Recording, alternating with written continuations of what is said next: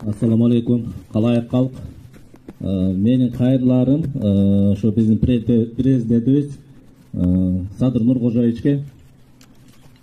Садыр Нуркожоев мына өзү көрдүңөр, буунун трибунасына чыгып, Кыргызстандын экологиясы боюнча чоң маселе көтөрүп сүйлөдү да. Анан андан дагы сырткары мына быйылкы жылды тоолордун экосистемасын коргоо, климаттык туруктуулук сактоо жылы деп жарыялады өзү.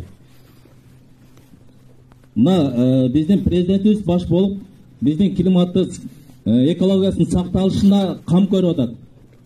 Жогорку деңгээлде, жогорку трибуналарда сүйлөп атат. Ал эми биздин айтайбыз деген көйгөйүбүз мына ушул багытта, мына ушул биздин көздүн карегиндей болгон мына Сарчелек көлү, Сарчелек коругу, ал корук бир эле ошол жердеги адамдардын менчиги эмес, баардык кыргыз элинин мурасы, келечек муундун мурасы болуп эсептелет. Биз ошолорго аманат кылып, бизге чоң аталарыбыз таштап кетти. Биз мына ошолорго көздүн карагында сактап, ошолорго таштап кетишибиз керек. Ал жерде кандай мыйзам бузулуулары болуп атат? Мына ошол жалпы ушул турган элдин атынан айлык кеңештин депутаты катары өзүмдүн атымдан ушул Садыр Нуркожоевичтен суранат элек. УКМКнын жетекчиси Камчыбек Кыдыршаевич, биз ал жерде барып басып алалы, жолбосо ошол убагында атап алабыз, ошол жер сакталып калсын деп көчүп чыккан, эми кайра кайтарып берилген деп талашкан жерибиз жок. Биз бир эле нерсени талап кылып атабыз. Ал эмне? Ошол жердин мыйзамдуулук сакталсын, корук өзүнүн статусун сактап калсын.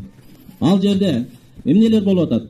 Мына мен өткөндө көрүп отуруп өтө зеним кейди. Мына рахмат эко тартиптин балдарына. Ошол жерде көргөн болушуңар керек. Чөп чабып аткандардын, ошол жерде жатып алып мына тамак кылып аткандардын, дарактардын түбүнө от жагып.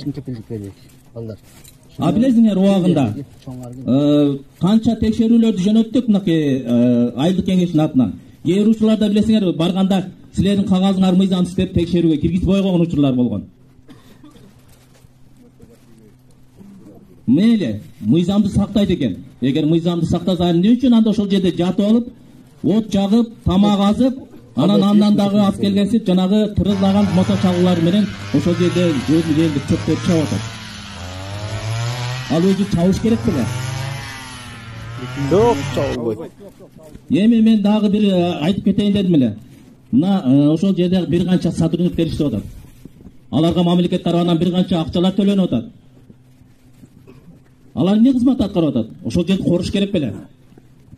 Же ошол жерди коруп, ошол жердин элине чөп кылып бериш керекпи? Малын багып бериш керекпи? Мындай алып караганда ошондой болуп калып атат да.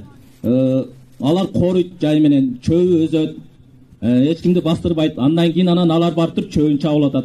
Анан малын кое бератат, малын багып атат.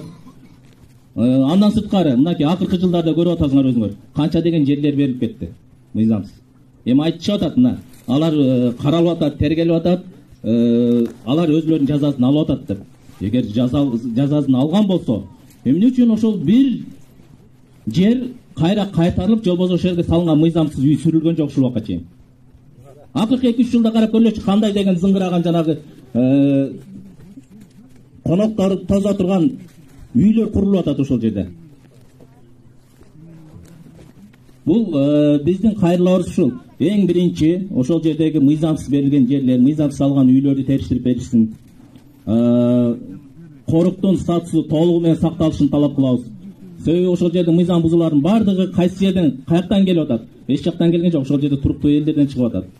Мен айтат элем, ошол жерде туруктуу элдердин бардыгы жаман деп. Жок. Жакшы адамдар бар. Тилекке каршы аразында өзүнүн кызыкчылыгын, пайдасын, байлыкка байланган, мыйзамды тоотпогон адамдар бар. Мына ошолор туура эмес жолго баштап, анча жаштарды уюштуруп. Мен айтат элем, ушул провокацияга алдырбастан, мыйзамдуулукту сактап, ошол коруктун статусу толук ишке кирип, андан сырткары ошол жерде иштеп аткан сотрудниктердин бардыгына ошол жердеги туруктуу элден наоборот ошолор биринчи болуп туруп, мен ошолорду дагы кайрылуу чакырып кетет элем. мындай конфликтке барбастан, жок, бул биздин келечек мурастын жери, биздин менчигибиз эмес. Давай биз баш болуп ушул жерди коргоонго жардам берели деп чыкса, биз абдан кош колдоп сүйүнөт элек. Ошон үчүн биз талап кылат элек, ал жерде эгер корук боло турган болсо, толук кандуу корук болуп, бардык мыйзамдар сакталсын. Мыйзам берген жерлер, ошол жердеги жанагы атылгандар, балык кармоолор боюнча, ошолор боюнча толук кандуу аягына чейин териштирүүлөр жүргүзүлсүн. Ал эми жанагындай провокацияларга алып барып, элди бөлүп жарып, кыйын болсоңор кана келгиле деп бир 10 чакты жаштардын башын бириктирип алып, жанагындай оюн уюштургандарга дагы бир укук коргоо тараптарынан бир чара колдонушун талап кылабыз. Туура.